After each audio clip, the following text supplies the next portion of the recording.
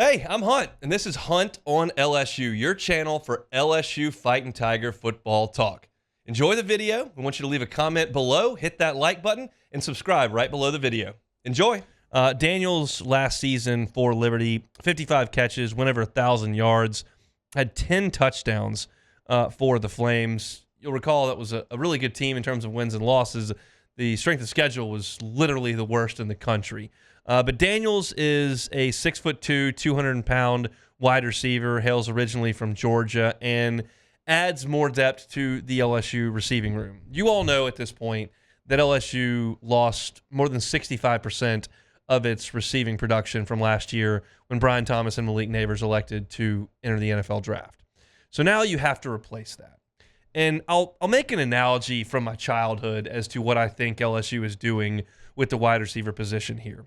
When I was in second grade, if you did something good in Miss Bond's class, you got to write your name on a little ticket and put it in this big cookie jar. And you could do that endless amount of times throughout the week, whether you were holding the door open for somebody, if you made a really good score on a test, maybe if it was your birthday, you got to throw one in there. But if you did something good, you got to put a ticket in the cookie jar.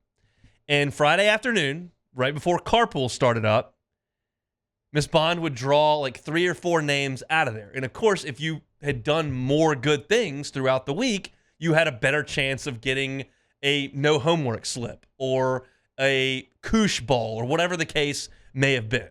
Maybe a new pack of cool colored pens.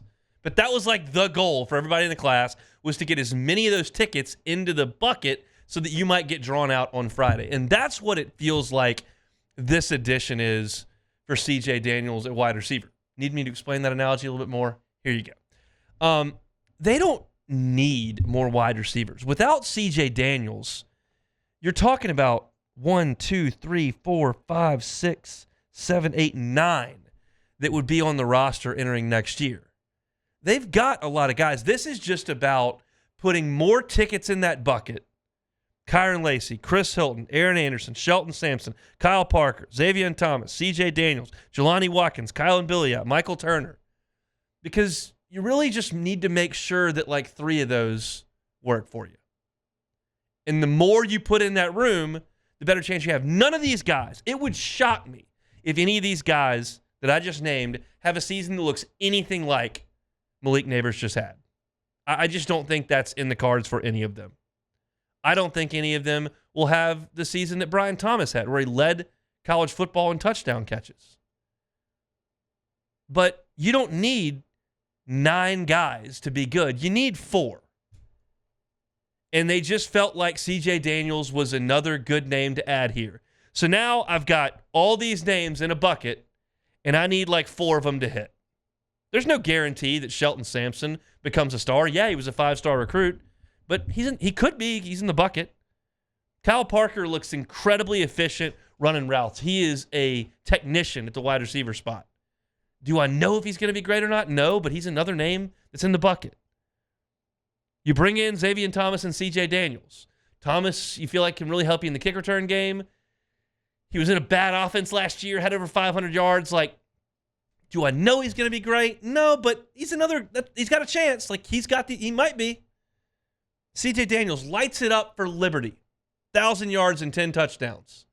Do I know if that translates to playing against Auburn, Alabama, and A&M? Well, we don't play Auburn next year, but that's weird to say. But against Alabama, A&M, and Ole Miss next year. Do I know it translates? No, but it's another guy that might. Kyron Lacey was a 3 last year. Can he elevate to a 2 or a 1? I don't know, but it's another shot.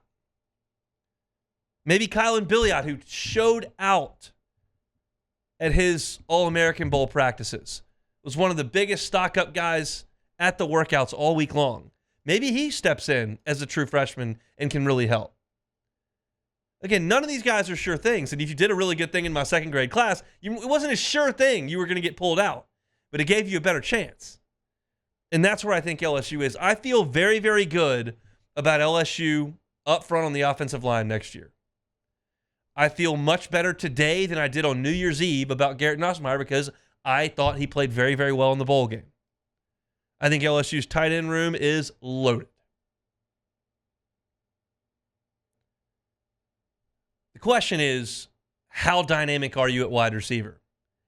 And you could look at recruiting rankings and say, well, they're loaded.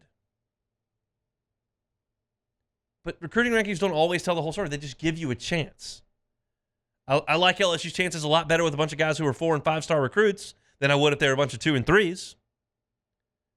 But I don't know.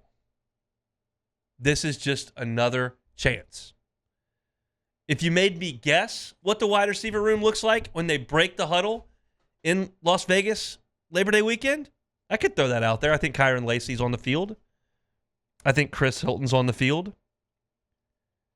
And I kind of think CJ Daniels is on the field. He feels like number 3 to me.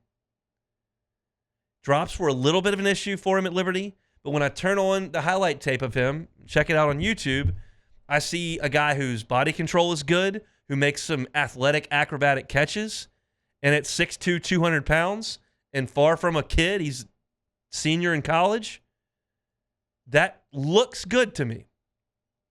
And I have no problem with Shelton Sampson, Kyle Parker, Xavier Thomas, and the 3 freshmen getting their chance too.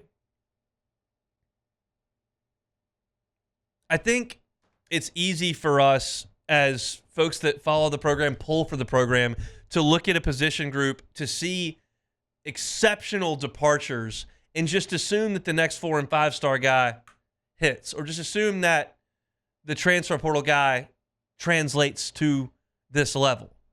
And sometimes it does. And sometimes it doesn't. The more opportunity you give yourself, obviously, the better you are. And clearly, LSU felt like it was worthwhile in a scholarship situation that is shrinking. Like, when Brian Kelly got here, you can take whoever you want. You got 38 dudes. Take anybody that'll come wear purple and gold in. You can't get to 85. Well, now we're 2 years in. They are flirting with 85. So you do have to be a little more selective with the guys you take and at what positions you take them. And you're looking at a wide receiver position that was 8 or 9 deep. They can, we'll add another one. Which if you want to be pessimistic and read tea leaves, thinks that they need more talent at wide receiver. But by the same vein, they just got it. So that's a good thing. Again, that room, Kyron Lacey, Chris Hilton, Aaron Anderson, Shelton Sampson, Kyle Parker, Xavier Thomas, CJ Daniels. Those are the upperclassmen, non-freshmen. And then you got Jelani Watkins, Kylan Billiot, and Michael Turner coming in this class. If that's the biggest question mark on the offense, and I think it might be, you got Josh Williams back at running back. You've got Caleb Jackson back. You got Trey Holly back. You add Caden Durham in. I think I feel more confident in that position than I do necessarily out wide. I don't feel bad about either one of them. But it ain't offensive line that's the biggest question. It's not tight end. And right now, to me, it's really not quarterback. Now, Garrett Nussmeier gets hurt, and you got to go to A.J. Swan. That becomes a little different discussion. But we don't have to do that. We don't have to do that in January. We'll keep the quarterback healthy for the terms of the January discussion. But I think this is a good ad for LSU. Good size, great production, older player, and a guy that I think fills in kind of in the Brian Thomas mold. The body type is similar to Brian Thomas. I don't know if he's got quite the high-end speed that Thomas does, but good ad for LSU, and I think you look healthy at wide receiver, if a little bit unproven in some spots. Hey, thanks for watching Hunt on LSU. Before you get out of here, do us a couple of favors. Hit that like button, leave your comments below, and subscribe to the channel for all your Fighting Tiger football talk. See you next time.